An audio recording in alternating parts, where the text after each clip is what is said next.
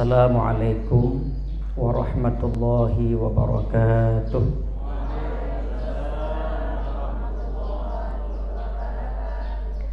Alhamdulillahilladzi hadil muttaqin wa nasiril mu'minin.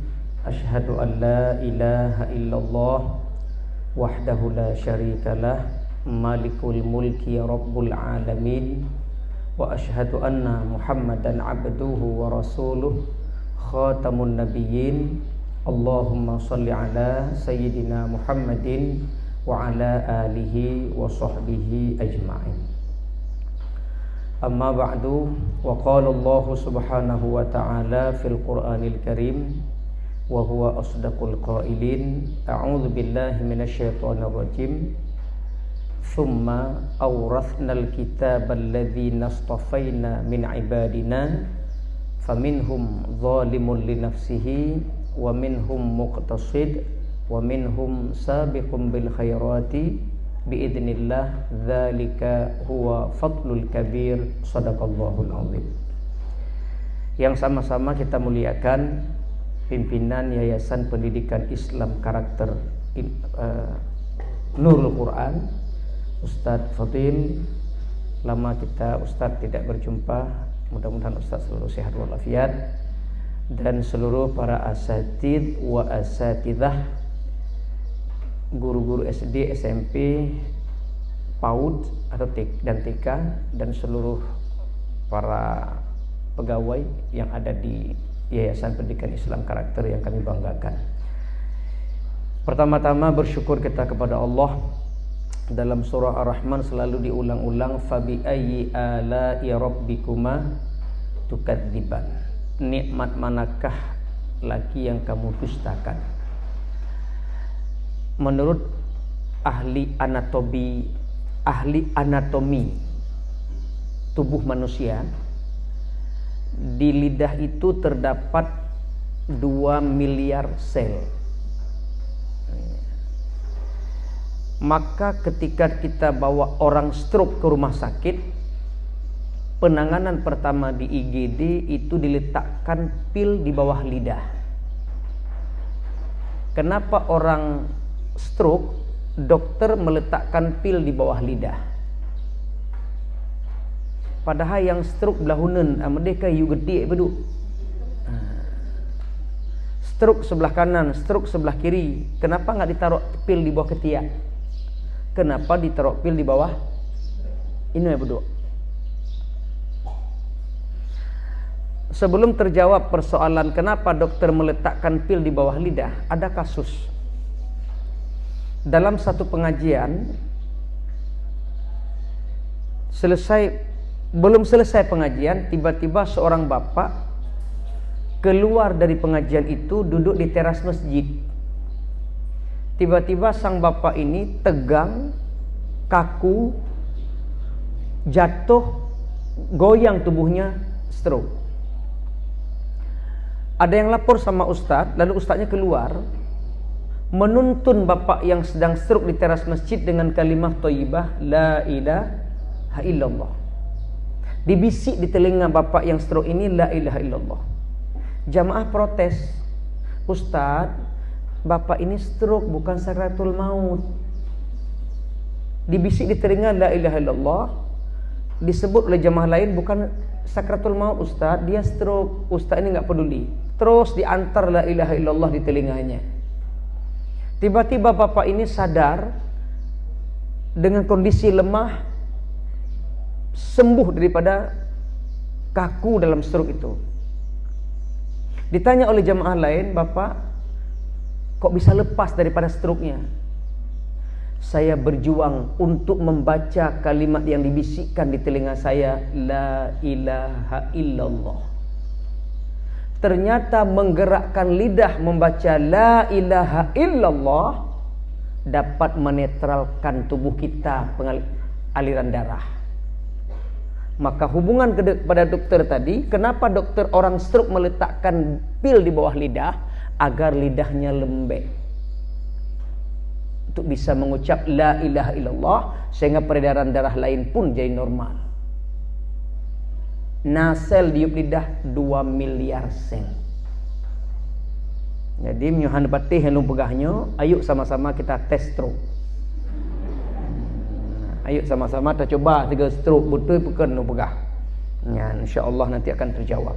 Kenapa tidak diletakkan di bawah ketiak? Kenapa diletakkan di bawah lidah? Maka Allah Subhanahu wa taala Maha mengetahui seorang manusia yang mau sakaratul maut itu berat untuk bisa mengucapkan la ilaha illallah untuk menggerakkan lidahnya, maka Allah memberikan kalimah la ilaha illallah menutup usia agar kalimat itu ringan untuk diucapkan. Fadilahnya besar, ringan diucapkan tapi balasannya besar. Kenapa tidak Rasulullah katakan man kana akhiru kalamihi astaghfirullahalazim dakhalal jannah? Kenapa Rasulullah enggak mengatakan man kana akhiru kalamihi subhanallah dakhalal jannah? Kenapa Rasulullah enggak mengatakan man kana akhiru kalamihi la haula wala quwata illa billah dakhalal jannah? Tetapi kenapa Rasulullah mengatakan man kana akhiru kalamihi la ilaha illallah dakhalal jannah? Karena la ilaha illallah itu tidak butuh gusi, tidak butuh bibir, hanya butuh sepotong lidah. Tapi menyul la haula wala quwwata nyan ego abah gempa mata bohnya enggak. Maka Allah Maha mengetahui manusia ketika sakaratul maut dia lemah, maka cukuplah baca la ilaha illallah menggerakkan lidah sudah untuk menuju kepada syurga. Maka ketika kita antar orang sedang sakaratul maut, bila ada calon jenazah gerak-gerak lidah, berarti dia sedang berusaha untuk la ilaha illallah. Jangan buruk sangka. Ada kadang-kadang jenazah kita lihat, ada begitu, itu berbaik sangkalah ini jenazah sedang berusaha baca la ilaha illallah. Jadi enggak gampang walaupun sudah titel ustaz. Saya insya-Allah ustaz bisa baca la ilaha illallah. Oh, sorry Dodi.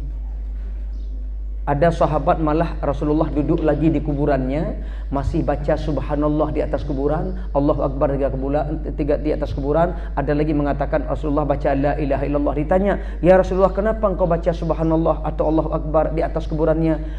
Hamba Allah ini, sahabat ini sedang dihimpitkan oleh Allah kuburnya. Padahal sahabat Nabi, namanya Muaz juga, tapi bukan Muaz bin Jabal. Sahabat Nabi soleh, tapi kuburannya masih disempitkan oleh Allah. Bayangkan lagi ustaz-ustazah Yayasan Pendidikan Islam Karakter, belum jelas, termasuk yang ceramah ini, yang soleh aja disempitkan kuburannya, apalagi yang tidak soleh. Jadi apa yang Allah berikan sepotong lidah ini, gunakanlah untuk membaca la ilaha illallah, gunakanlah untuk zikir. Ternyata zikir itu adalah sehat. Makanya dikatakan Al-Quran asy-syifa lima fis sudur. Quran itu obat. Nah, buktinya la ilaha illallah saja bisa menyembuhkan penyakit. Apalagi kita baca sekian ayat dalam Al-Quran, itu obat buat kita.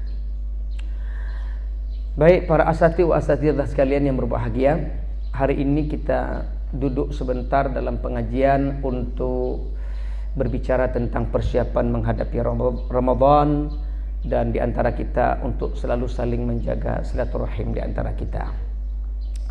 Saya awali dulu dengan sebuah ilustrasi. Seorang makmum salat di belakang imam 2 rakaat. Rakaat pertama imam membaca setengah juz. Rakaat kedua imam membaca setengah juz. Total 2 rakaat 1 juz. Detik-detik menjelang taslim, taslim maksudnya memberi salam kanan dan kiri. Detik-detik memberikan taslim, tiba-tiba sang makmum ini keluar angin. Detik-detik menjelang taslim, makmum ini tiba-tiba keluar angin. Anginnya sifatnya rahasia. Nah, keluarnya sedikit rahasia. Ada yang anginnya besar. Meskipun detik-detik menjelang taslim, Meskipun imam rakaat pertama membaca setengah juz, rakaat kedua membaca setengah juz, total 1 juz, tetapi menjelang memberi salam, tinggal 10 detik lagi memberi salam, keluar angin, maka batallah solatnya. Pada detik. Jangan coba-coba memaksa Allah untuk maklum. Allah maklum kan detik, nggak apa-apa. Assalamualaikum, nggak apa-apa. Jangan paksakan Allah untuk maklum, solatmu batal. Padahal anginnya rahasia, nggak ada yang tahu.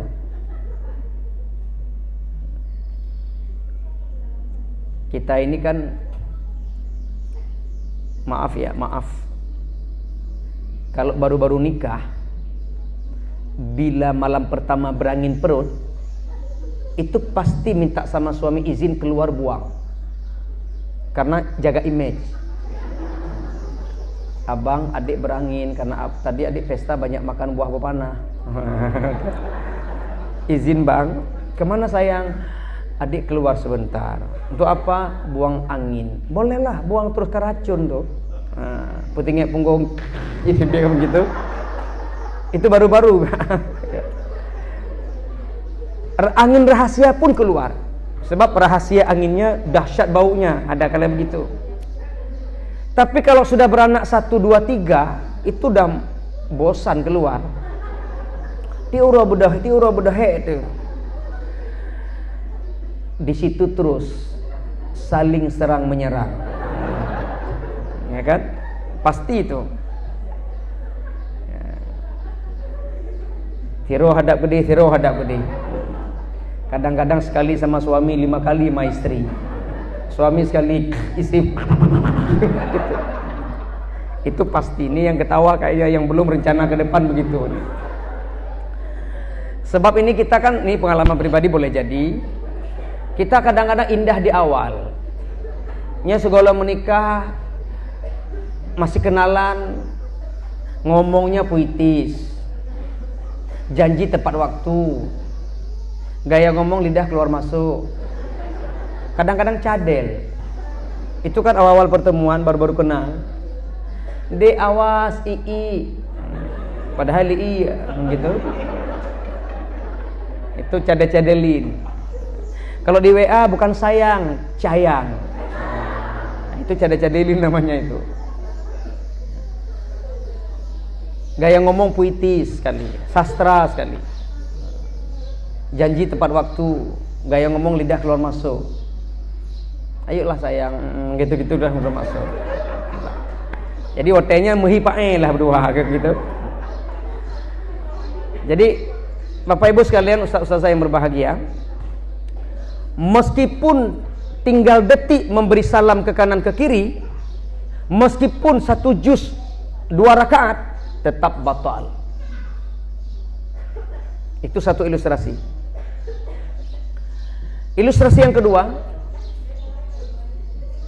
katakanlah puasa kita 12 jam. Misal kita sudah berpuasa 11 jam 59 menit 50 detik. 11 jam 59 menit 50 detik. Berapa lagi sisanya? Ya, kayaknya perle murno udah mati. 10 detik lagi. Kan 60 detik semenit. Saya ulang ya. Katakanlah misalnya puasa kita 12 jam. Kita sudah berpuasa 11 jam 59 menit 50 detik. Berapakah sisanya? 10 detik.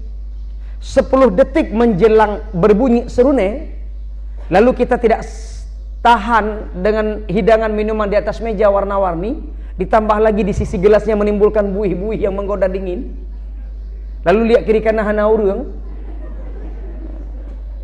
langsung minum, padahal 10 detik lagi, batal puasamu karena belum waktunya berbuka.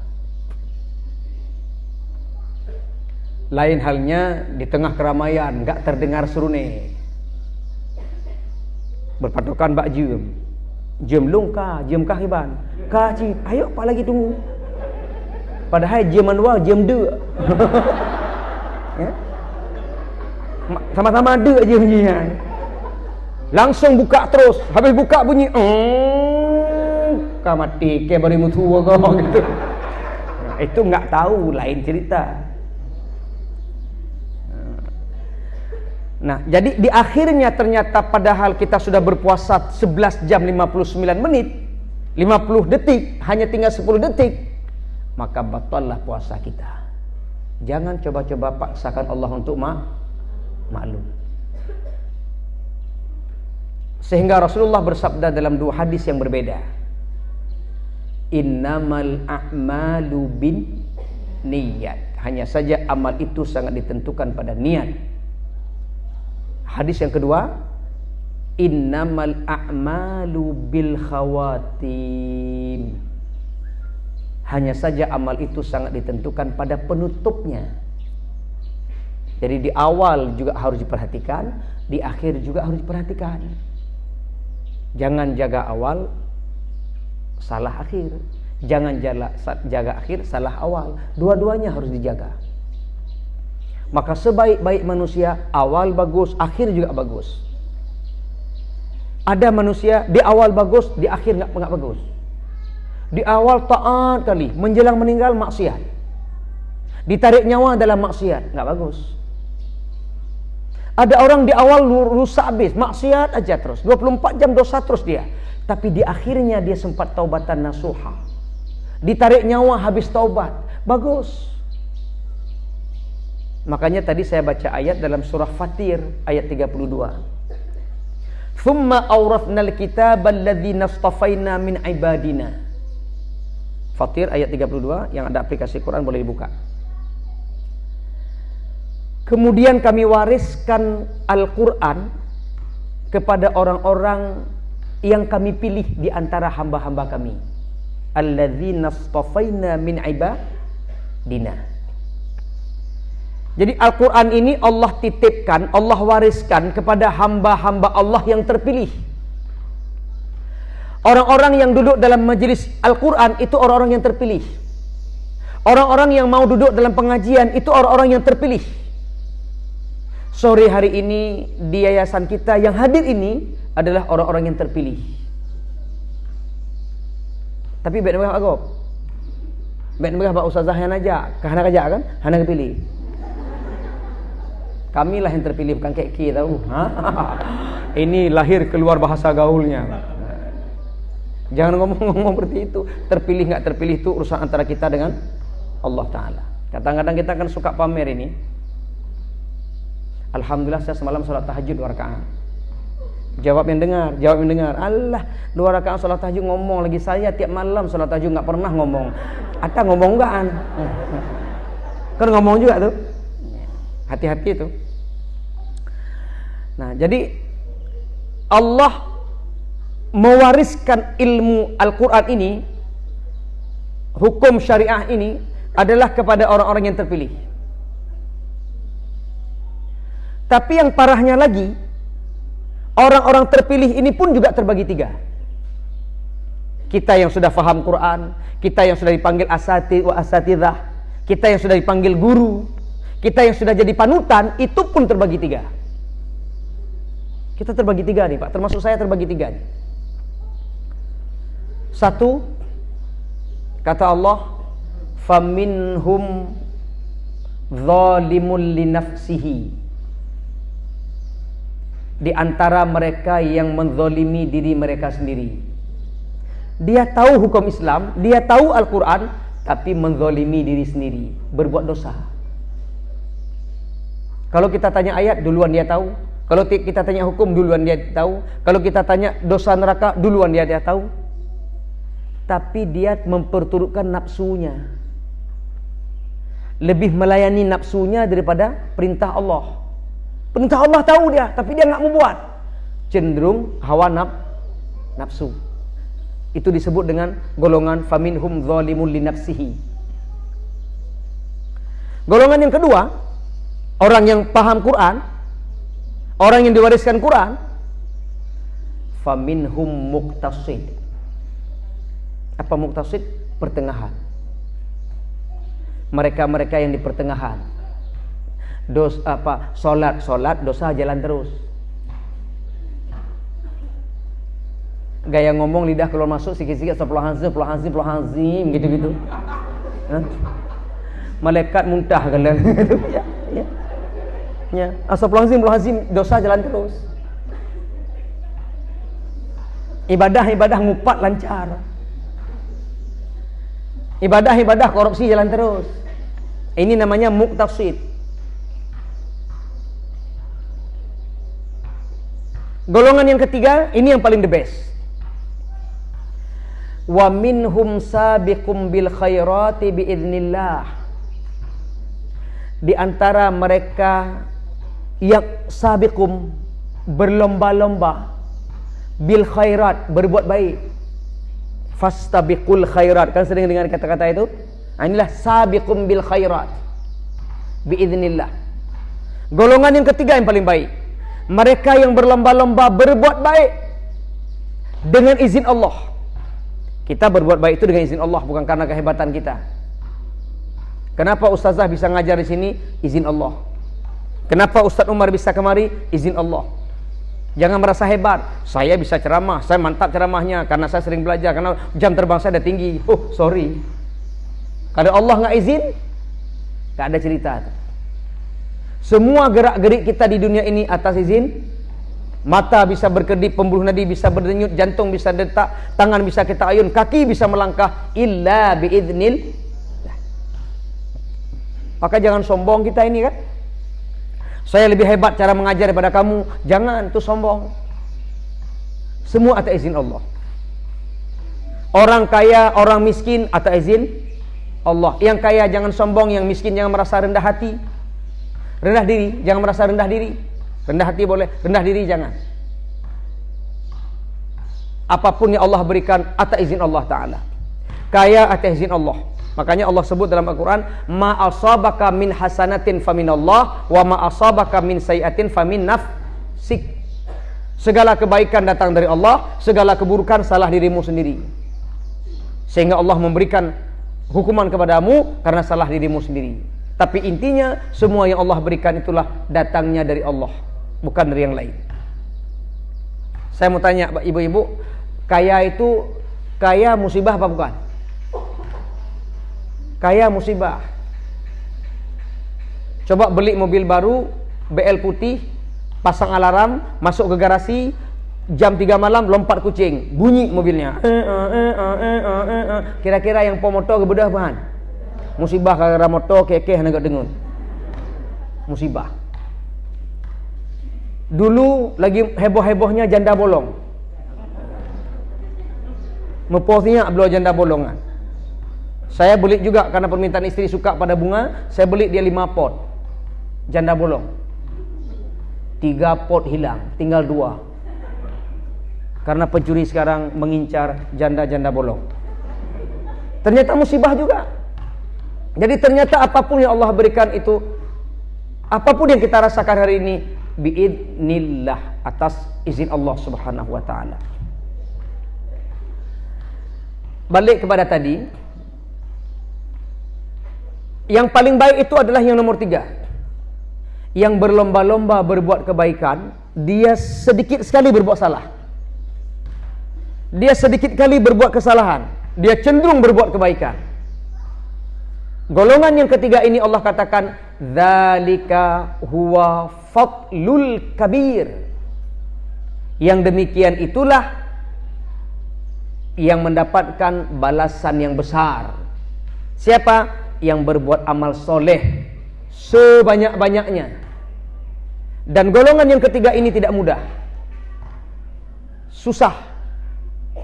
Orang cenderung golongan pertama, golongan kedua. Yang ketiga ini payah, Pak. Yang pertama cenderung berbuat dosa, sedikit amal soleh.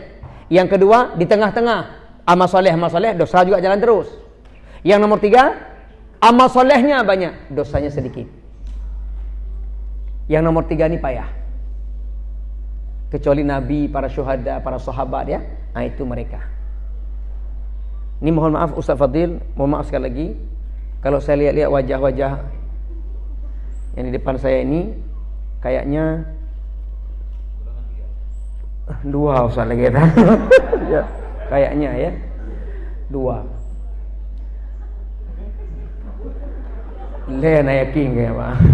Nomor 2. Insyaallah tiga. Semuanya insyaallah 3. Amin. Ustaz Umar 2 lagi Pak. Belum 2. Al-Marghai mengatakan kalau yang nomor 1 itu neraka. Nomor 2 menunggu kasih sayang Allah. Nomor 3 bighairi hisab. Nomor 3 tidak ada hisab, langsung ke syurga. Nah, kembali kepada 3 itu, innamal a'malu binniyat wa innama a'malu bil khawatim. Amal di awal dan di akhir dilihat. Mudah-mudahan kita semuanya di awal bagus, di akhir juga bagus. Berarti berbicara hati. Innamal a'malu binniyat, berbicara hati. Niat itu dalam hati, tidak ada yang tahu. Makanya seseorang tidak bisa menilai orang lain, hanya dia dan Allah yang lebih tahu.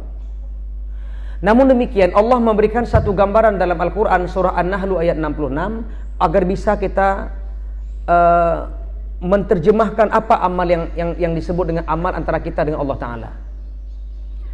Surah An-Nahl ayat 66 bisa dibaca. Allah mengatakan, wa inna lakum fil an'ami la'ibrah.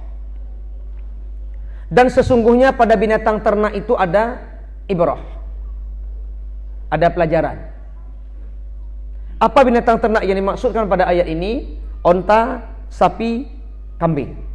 Onta, sapi atau sejenisnya, kambing atau sejenisnya. Nusqikum mimma fi butunihi. Ketiga binatang ini melahirkan melahirkan minuman yang keluar dari perutnya. Jadi onta ada minumannya, sapi ada minumannya, kambing ada minumannya. Keluar baini farthin wadamin. Keluar minumannya di antara dan darah.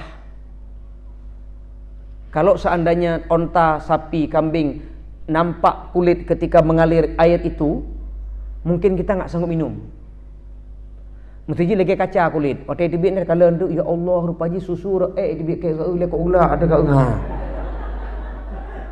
Pasti nggak mau minum karena proses keluarnya menjijikkan. Susu halagut. Tapi Allah bungkus dengan kulit yang tebal sehingga tidak tembus pandang. Hari ini kita semua suka susu. Dari anak mit sampai ayah anak mit, susu. Suka. Minuman apa yang keluar? Labanan khalisa. Susu murni. Berarti apa arti ikhlas? Dari kata-kata khalasa, murni. Amal yang diterima oleh Allah seperti susu murni, tidak bercampur apapun. Katakanlah misalnya seorang pembeli sapi, di saat sebelum disembeli sapi, susu diperas dulu, diletakkan di baskom. Masih murni susunya. Ketika sapi disembelih, tiba-tiba sapi melawan, sehingga redlah sabuh titik darah dalam susu murni. Susu putih berubah jadi merah. Pemilik susu berkata, Pak, yang sembelih sapi saya, kenapa susu saya murni kok bisa jadi merah? Apa dicampur dengan dengan sirup cak patung? Gitu yang kau darah sabuh titik sehingga jadi merah. Jawab mempunyai susu, saya nggak mau terima lagi. Bapak ambil aja lah, saya nggak mau terima lagi susu itu. Sudah bercampur dengan darah setetes, saya nggak mau. Atau bercampur dengan setetes kotoran, sabuh titik menan, dari warna putih jadi hijau.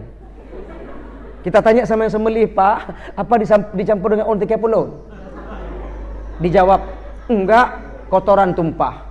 Maaf, saya nggak terima lagi. Bapak ambil aja lah, bawa pulang untuk istri bapak, campur susu dengan Mana puas kawan? Begitulah Allah mengatakan, tidak Allah terima amal ibadah kalau bercampur dengan syirik atau riya, walau setetes. Jelas Ibu, Bapak, Ustazah sekalian? Amal kita tidak Allah terima bila sudah bercampur syirik atau riya, walau setetes. Pertanyaannya, sejak balik sampai sekarang, berapa banyak amal ibadah yang kita buat? Ikhlas apa tidak? Makanya kalau ceramah topik ikhlas, ngeri-ngeri sedap. Karena berisiko kepada penceramah. Lu ceramah, Ustaz makasih ya. Kenapa? Ikhlas.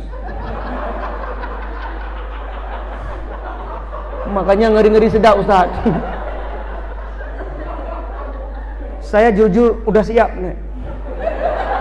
Udah siap Ustaz. Ya. Nah itu Bapak Ibu yang berbahagia. Apa itu ikhlas? Amal yang murni kepada Allah. Maka setiap menyambut Ramadan, para ustadz membaca hadis man shoma ramadhana imanan wahtisaban ghufira lahu ma taqaddama min dzambi. Itu hadis ikhlas. Barang siapa yang berpuasa mengharapkan ridha Allah, berarti kan ikhlas. Maka sebelum puasa itu hati bersih dulu. Ikhlas kita menyambut Ramadan ini. Ikhlas memaafkan saudara kita yang khilaf sebelum Ramadan dengan kita. Ikhlas.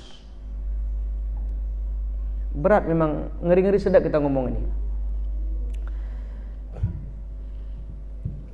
Ustadz, apakah kita tidak boleh terima pujian orang? Bila orang datang memuji atas amal kita, itu nikmat tak? Ustadz, bila orang memuji kita, kita nggak minta. Dia melihat kita kerja, dia hargai kita, dia keluar kalimat pujian. Ustadz makasih ya, kerja Ustadz kagum saya. Betul, saya bilang saya kagum betul, Ustadz luar biasa orangnya ya Allah. Ajarin saya lah, Ustadz luar biasa, saya kepingin juga kayak Ustadz. Yang merasa dipuji apa jawabnya? Alhamdulillah. Itu nikmat sebab. Hargai terus, alhamdulillah, terima kasih ya. Alhamdulillah, tapi dalam hatimu istighfar agar tidak sombong. Leuh neukeun alhamdulillah, istighfar. Tapi istighfarnya dalam hati, enggak usah jihar. Ustazah yang kok mantap kali, Ustazah kagum saya lihat Ustazahnya luar biasa amalnya. Cara ngajarnya kami kagum, salut saya. Alhamdulillah. Dalam hati, astagfirullah. Yohana kadang-kadang biraya, alhamdulillah astagfirullahalazim, jangan. Ini yang jangan kayak gitu. Ini yang dengar muntah juga nih lihatnya kan. Istighfarnya sir. Agar tidak lahir penyakit Ada juga orang dipuji sombong, Pak. Ustaz luar biasa cara ngajarnya. Ya iyalah, saya kan jam terbang enggak sama kamu. Nah. Ini baik lepuji abah mana ya gede. Ini yang sudah beristri juga begitu, Pak. Kebahagiaan rumah tangga itu tidak diukur dengan uang terus. Kebahagiaan rumah tangga itu tidak diukur dengan kecantikan terus. Tidak. Tapi keharmonisan dalam memberikan harmonis dalam rumah tangga, romantis dalam rumah tangga itu kebahagiaan. Romantis. Kalau dibaca dalam sejarah sahabat ada namanya Ummu Salamah, Abu Salamah. Abu Salamah dengan Ummu Salamah ini rumah tangga yang romantis sekali. Suaminya tubuhnya gagah, romantis. Tubuhnya macho, tapi romantis. Ada juga suami macho, tapi mugrom, macho. Hai binaraga, macho. Ternyata memuji keluarga pasangan kita juga romantis. Makanya kalau ada keberhasilan istri kita sesuatu di rumah, berikan penghargaan. Guru kita, ustazah kita yang pandai mengajar, pandai dia disiplin jaga waktu, berikan penghargaan. Hargai. Mama luar biasa ya, rumah udah bersih, anak-anak udah dimandiin, di atas meja udah teratur makanan, mama udah cantik, ayah kagum, mama the best. Apa kata istri? Ya lain lomba kena. Karena enggak dihargai kan, istri semangat. Ada suami yang jaga wibawa. Istri sudah beres-beres, dia udah cantik, udah mandi, udah ganti baju, udah wangi, anak udah beres di atas meja, ada teratur makanan, rumah udah dipel, halaman rumah udah bersih. Pulang suami buka sepatu di kursi sofa, diam, jangan ada ngomong apa-apa, buka kau. Istri di depan duduklah menunggu kapan dipuji. Enggak dipuji-puji. Enggak tahan istri tanya, ayah, menurut ayah kayak mana mama hari ini? Dia lepreh nih puja. Menurut abang kayak mana adik hari ini? bagus ya adik hari ini. Biasa aja. Nah, ini rusak betul, Pak. Itu kapanpun dia tidak akan tampil yang terbaik. Karena merasa nggak dihargai. Dia nggak minta, Pak. Dia tidak minta, Ustaz. Dia hanya butuh perhatian aja. Ustazah juga nggak minta dipuji. Tapi mana penghargaan? Keluar kata-kata sedikit, makasih Ustazah ya, luar biasa hari ini. InsyaAllah kami tunggu karya Ustaz berikutnya. Oh, mau semangat apa enggak? Siap kerja tugas, Ustazah makasih. Alhamdulillah semuanya sudah tertib. Kalau yang belum ya kita ingatin. Segera Ustazah. Kadang-kadang suasana itu tercipta oleh karena komunikasi, Pak. Komunikasi yang lembut, komunikasi yang harmonis, tercipta suasana yang harmonis. Ekspresi juga. Ada kalanya kadang-kadang suaranya lembut tapi ekspresinya keras. Tolong Ustazah ambil sebentar. Kalimatnya bagus, tolong ambil sebentar. Iya muka, itu yang gak jelas. Sampai yang jawab, InsyaAllah Pak. InsyaAllah bagus juga, tapi ekspresinya gak bagus. Kayak orang persilahkan masuk ke rumah. Masuk. Silahkan duduk. Silahkan makan. Ini yang ada. Saya tulus makan terus. Tulus makan. Kan kata-katanya bagus. Bagus sekali. Iya muka hanya jelas, Pak. Tapi coba. Silahkan. Ala kadar. Ini yang bisa saya persembahkan. Ia muka agak, kata-kata agak, yang kau mesin kau sih rasa. Kan itu komunikasi. Jadi berikan penghargaan. Walau kita tidak berharap, jangan sekali-kali berharap. Nanti buka Quran surah Al-Insan. Yang ada aplikasinya, yang saya sebut buka terus ya. Nanti buka surah Al-Insan ayat 9. Ciri-ciri orang ikhlas itu ada 2. Di situ disebut dalam Al-Quran surah Al-Insan ayat 9 2 ciri-ciri orang ikhlas. Bismillahirrahmanirrahim. Innama nut'imukum liwajhillah. Sesungguhnya kami memberikan makan kepada kalian liwajhillah, semata-mata ingin mencari ridha Allah. Jangan terjemahkan liwajhillah, ingin melihat wajah Allah, jangan. Nanti kalau kita terjemahkan wajah Allah, Allah berwajah. Nah, itu dah salah terus ilmu tauhid. Sesungguhnya kami memberikan makan kepada kalian, innama nut'imukum ta'am, kepada kalian liwajhillah, semata-mata ingin mencari ridha Allah. Ustazah berikan ilmu kepada murid semata-mata mencari ridha Allah. Datang kemari acara pengajian semata-mata karena Allah. Ustaz Umar ceramah semata-mata karena Allah Ta'ala. Apa tandanya? Kalau memang semata-mata karena Allah, apa tandanya? Allah menjawab 2.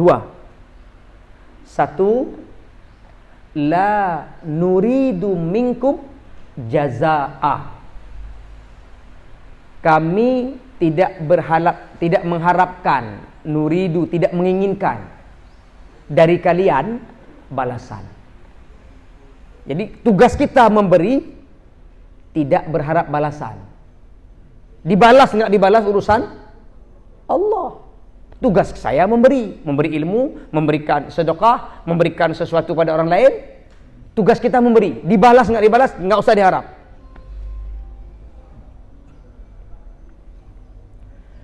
Ustaz mungkin ingin ajak teman minum kopi, ajak aja dengan ikhlas. Jangan berharap balasan. Kawan ngopi yuk. Yang bayar saya lah. Hari ini, besok kamu. Nah, itu sama dengan. Itu berharap namanya itu. Harap balasan. Dan biasakan pula kita kalau ngopi bareng, lomba-lomba bayar. Walaupun jipakat, tanya bayar kenapa? Yuk ngopi yuk, sampai orang ngopi kita yang bayar. Tak masalah. Lomba-lomba bayar, jangan nunggu bayar orang. Nyoh nanti tiap peng namanya preh gop ti. Hotel hitik kak baru basa-basi. Allah entah apa cepat kali bayar. Kita membayar nggak bisa kayak gini. Janganlah bayar entah apa kayak gitu. Nah, ini minyak banyak kali ini. Jadi yang namanya ikhlas kata Allah, setelah memberi tidak menunggu balasan. Itu satu cirinya. Ciri yang kedua, orang yang ikhlas itu wala syukura. Tidak perlu terima kasih. Gak usah terima kasih. Tugas kita memberi, diucap terima kasih, gak diucap terima kasih, urusan Allah. Jangan menunggu terima kasih. Ya Allah, jangankan dibalas, terima kasih aja gak bisa ucap. Kahai kawalah, terima kasih kan jaga kun. Memaksa orang terima kasih. Misalnya ada orang tua jemput anaknya, gak ucap terima kasih, ustazah gak usah marah. Ya Allah, ibu tuh gak ada otak. Gak tahu terima kasih. Ya Allah, mati aku jaga lagi anak dia tuh. Gitu. Hidung-hidung kembang-kembang, mulut merah-merah. Berarti ustazahnya gak ikhlas nih. Gak usah diucap, gak diucap urusan kita. Seorang wanita pezina, dia pulang dari zinanya melewati satu jalan, ketemu dengan seekor anjing yang mengeluarkan lidahnya, yang mengulurkan lidahnya ke tanah karena kehausan. Pernah dengar cerita itu? Dalam hadis Imam Bukhari. Seorang wanita pezina melewati satu jalan, di pinggir jalan kedapatan seekor anjing yang lidahnya dia ulur ke tanah karena kehausan, air liur menetes. Lemah anjing ini. Perempuan itu langsung mengambil tindakan, dia buka sepatunya, dia menimba dengan sepatunya air di sumur tua. Seorang perempuan timba air di sumur tua dengan sepatunya sendiri. Dikasih minum kepada anjing. Rasulullah mengatakan perempuan ini diampunkan dosanya, walau dosa zina.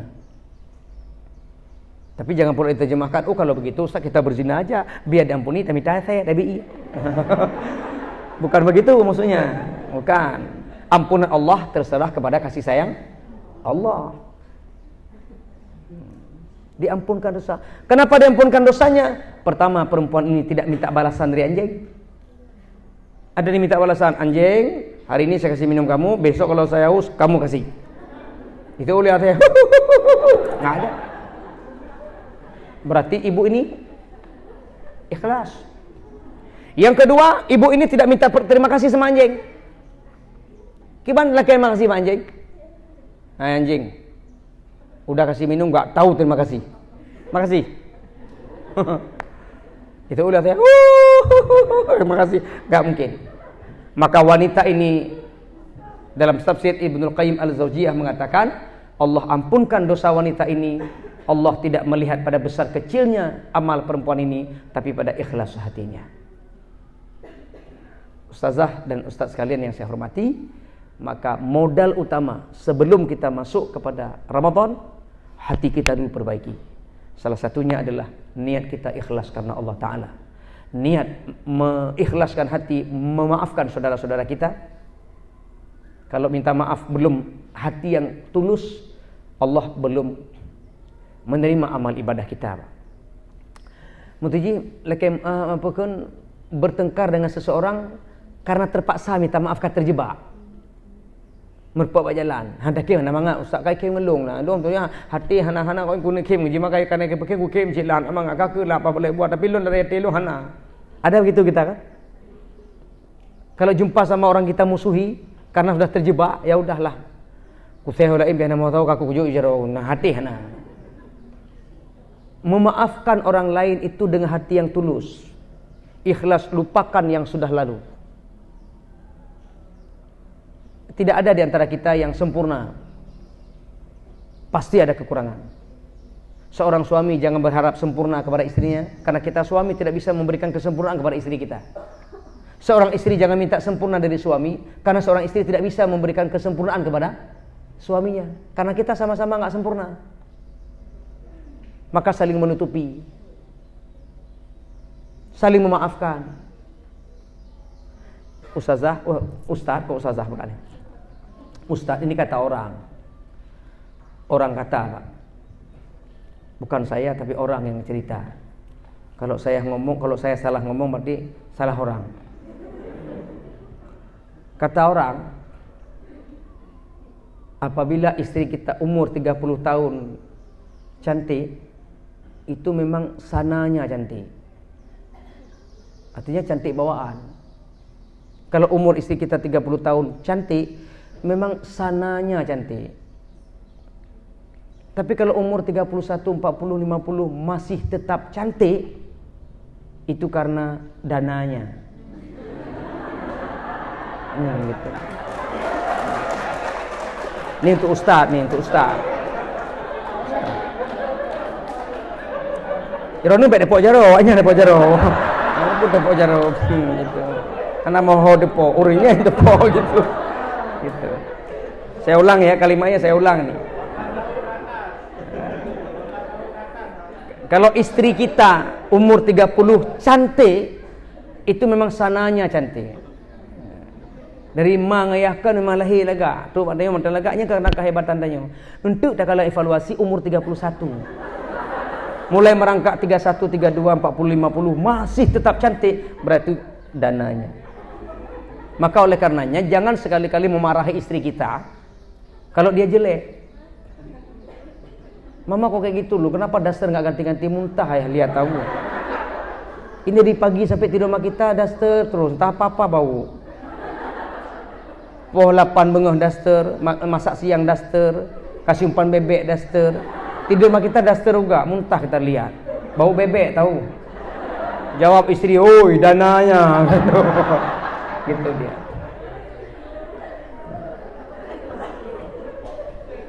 Maka tidak ada yang sempurna di antara kita. Saling memaafkan. Ada di antara kita yang mungkin di belakang ngomong sama untuk orang lain. Kita umpat dia di belakang dia. Kita berghibah. Ayo jujur sebelum masuk Ramadan, ngomong aja terus.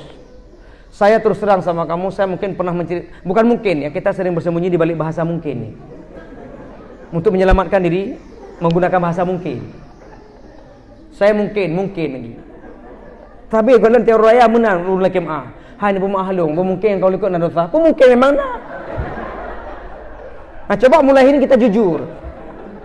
Ustazah, saya hari Minggu yang lalu jam 14 poh 2 cauro nunggu begah keron. Nyong laki mah. Pun begah kelung nyo yang ngembui deh. Gitu. Kita udah hulur tangan. Persoalan dia enggak memaafkan, serahkan kepada Allah Taala. Kalau laki mah, saya sudah minta maaf tapi dia enggak memaafkan ya Allah. Serahkan kepada Allah. Tapi jangan dipermainkan ngomong untuk orang di belakang. Orangnya kalau kemah tinggal dah ulang pasti sama dengan mempermainkan. Jujur, tapi jarang orang jujur meminta maaf. Selalu bersembunyi di balik bahasa mungkin. Dan rumah lu mungkin ada dosa. Jawab mak tu mak lu kemah mungkin lu ada dosa. Apa mungkin memang nak minta maaf terus dengan jujur. Jangan sampai ketika kita di bulan suci Ramadan masih ada dendam di antara kita. Kata Rasulullah, 3 hari amal ibadah kita batas. 3 hari batas kita tidak berbicara dengan saudara kita. Lebih daripada 3 hari, 4 hari ke atas amal kita tidak diterima oleh Allah Subhanahu wa taala. Hadis riwayat Bukhari. Muslim juga ada hadis itu bahwa batasnya adalah 3 hari kita tidak bercakap dengan saudara kita. Asatid wa asatidah yang berbahagia, selamat menyambut bulan suci Ramadan 1442 Hijriah. Semoga Allah berikan kekuatan lahir dan batin, mampu melaksanakan amal ibadah dengan sempurna, tidak goyah dengan hawa nafsu, tidak tergoda dengan segala hiruk pikuk duniawi. Kita istiqamah dalam melaksanakan amal ibadah. Siang kita berpuasa, malam kita lanjutkan dengan qiyamul lail, dan insyaallah akan ketemu dengan malam Lailatul Qadar. Selesai Ramadan kita akan fitrah, laksana bayi yang baru lahir, kayauma waladat ummuh, seperti bayi yang dilahirkan lewat rahim ibunya, suci, bersih, jauh daripada segala noda dan dosa. Ustaz, kita asar sudah masuk sekitar 5 menit lagi. Apa yang kami sampaikan ini al-haqqu min rabbik, benar itu datang dari Allah.